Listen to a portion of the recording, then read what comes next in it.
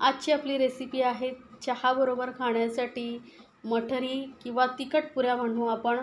खूप सोपी आहे आणि पौष्टिकही आहेत, कारण यामध्ये आपण गव्हाच्या पिठाचा वापर केलेला आहे. तरी बघा किती खुसखुशीत झालेले आहेत आणि या तुम्ही 2 महिनेही साठवून ठेवू शकता बनवून जास्त प्रमाणात. अजिबात नरम पडणार नाही. तर त्यासाठी मी काही टिप्स सांगितलेल्या आहेत, ज्या वापरून तुम्ही ह्या तिखट पुऱ्या बनवलात ना, मुलंही खूप आवडीने खातील, मुलांबरोबर मोठेही अगदी आवडीने खातील. एवढ्या ह्या चविष्ट लागतात आणि पौष्टिक तर आहेतच. तर याचसाठी आपल्याला लागणार आहे ते एका भांड्यामध्ये मी घेते 2 कप गव्हाचं पीठ. आपण जे रोजच्या पोळ्यांसाठी वापरतो ना, तेच पीठ घेतलेलं आहे. तर 2 कप आपण इथे गव्हाचं पीठ घेतलेलं आहे. आता गव्हाचं पीठ घेतलेलं आहे, त्यामुळे आपण याला पुऱ्यांना कुरकुरीतपणा येण्यासाठी इथे मी अर्धा कप एवढा बारीक रवा घेतलेला आहे. रवा शक्यतो बारीकच घ्या, म्हणजे चांगला तो मिक्स होतो आणि कुरकुरीत आपल्या पुऱ्या होतात. तर आता चवीनुसार यामध्ये घालूया मीठ. अगदी कमी साहित्य लागतं. आणि ओवा घालायचा आहे. तर अर्धा चमचा एवढा मी ओवा हातावरती असा चुरून घालते, म्हणजे आपल्या मठरीला खूप छान चवही येते आणि असं ॲसिडिटीचा वगैरेही प्रॉब्लेम होत नाही, कारण आपण तळणीचे वगैरे पदार्थ असतात, त्यामुळे ओवा जरूर घाला. अर्धा चमचा जिरं घालते आहे आणि सोबतच ना 1 चमचा इथे कसुरी मेथी घालायची आहे. कसुरी मेथी थोडीशी तव्यावरती भाजून थोडासा चुरा करून घ्या, मस्त लागते टेस्ट. आणि थोडा चटपटीतपणा येण्यासाठी आपण इथे आमचूर पावडर घालतो, अर्धा चमचाच घाला किंवा चाट मसाला घातला तरी चालेल. थोडीशी हळद पावडर घालायची आहे, अर्धा चमचा एवढा. आणि 1 चमचा इथे लाल मिरची पावडर घालतो आहे, कारण आपण तिखट पुऱ्या बनवतो आहे. सोबतच 3 चमचे तेल घालायचं याला मोहन म्हणून. तर आधी आपण 3 चमचेच घालतो आहे. पीठ मिक्स करून जर वाटलं आपल्याला, तर मग आपण एखाद चमचा अजून घालू शकतो.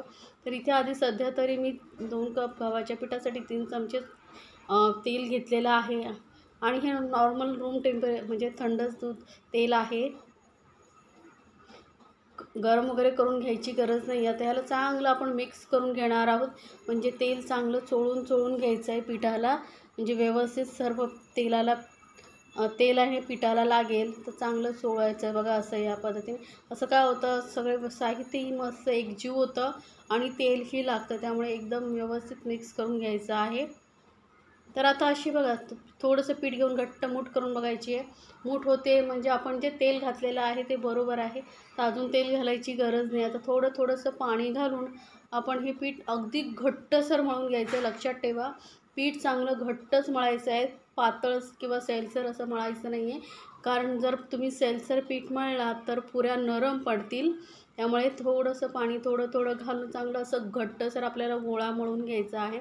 तर या मी जे टिप्स सांगते ना, त्या लक्षात ठेवा, म्हणजे तुमच्याही पुऱ्या छान अशा खुसखुशीत कुरकुरीत होतील.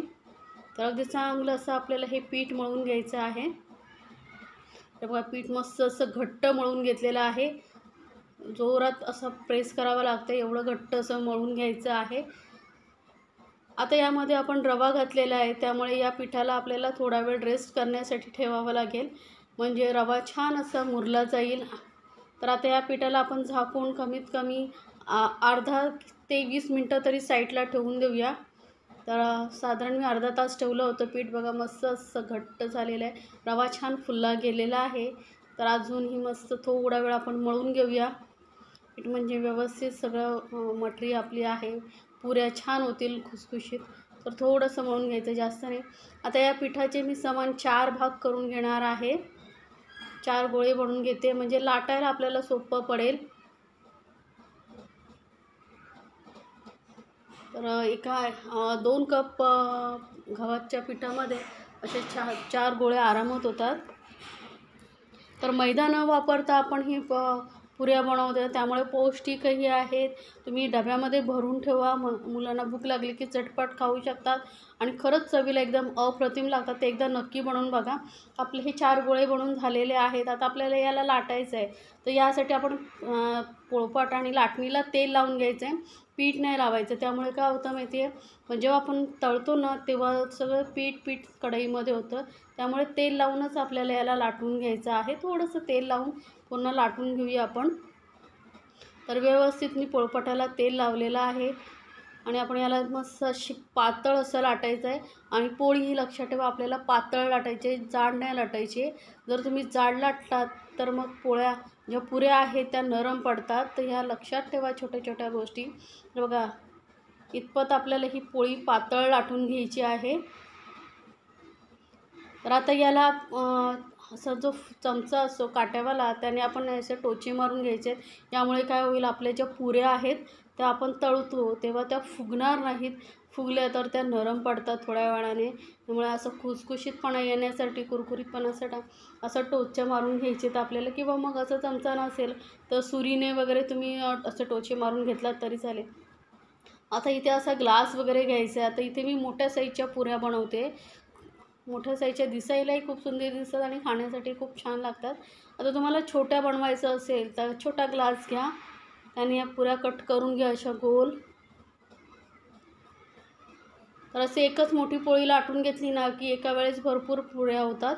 त्यामुळे मी मोठी पोळी लाटून घेतलेली आहे. तर बघा मस्त अशी आपली पुरी तयार झालेली आहे आणि पातळच आहे, जास्त जाड ठेवायची नाही आहे. तर अशा मी सर्व पुऱ्या लाटून घेते. तर पुऱ्या आपल्या लाटून झालेल्या आहेत. आता आपल्याला तळायचं. तर तेल चांगलं गरम असलं पाहिजे, कडकडीत गरम तेलामध्ये आपल्याला या पुऱ्या टाकायच्या आहेत आणि अगदी मीडियम फ्लेम मध्यम अशा आचेवरती मस्त अशा तळून घ्यायच्या आहेत कुरकुरीत होईपर्यंत. तर आधी एका वेळेस 4-5 पुऱ्या टाकलात तरी चालतील, कारण त्या एकमेकांना काही चिटकत नाहीत. तर थोडा वेळ आधी यांना व्यवस्थित तळू द्यायचं आहे, नंतरच आपल्याला पलटून दुसऱ्या साईडने तळायचं आहे. मी दाखवलेल्या रेसिपी जर तुम्हाला आवडत असतील तर चॅनलला लाईक्स, कमेंट्स आणि सबस्क्राईब करायला विसरू नका. सोबतच बेल आयकॉन असते ना खाली, त्यावरती क्लिक करा, म्हणजे माझ्या नवीन रेसिपीची नोटिफिकेशन लगेचच तुमच्यापर्यंत पोहोचेल.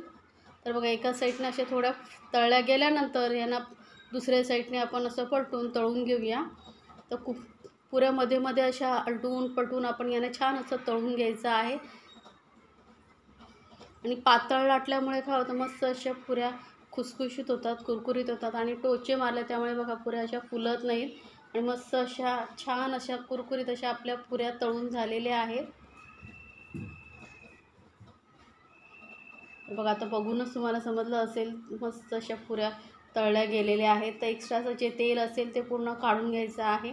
तर या आपल्या मस्त अशा पौष्टिक गव्हाच्या पिठाच्या पुऱ्या तयार झालेल्या आहेत मठरी. तर कशी वाटली रेसिपी मला कमेंट्समध्ये जरूर सांगा.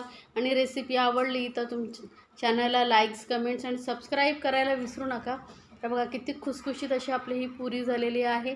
तर नक्की बनवा आणि मला कमेंट्समध्ये जरूर सांगा तुम्हाला रेसिपी कशी वाटली.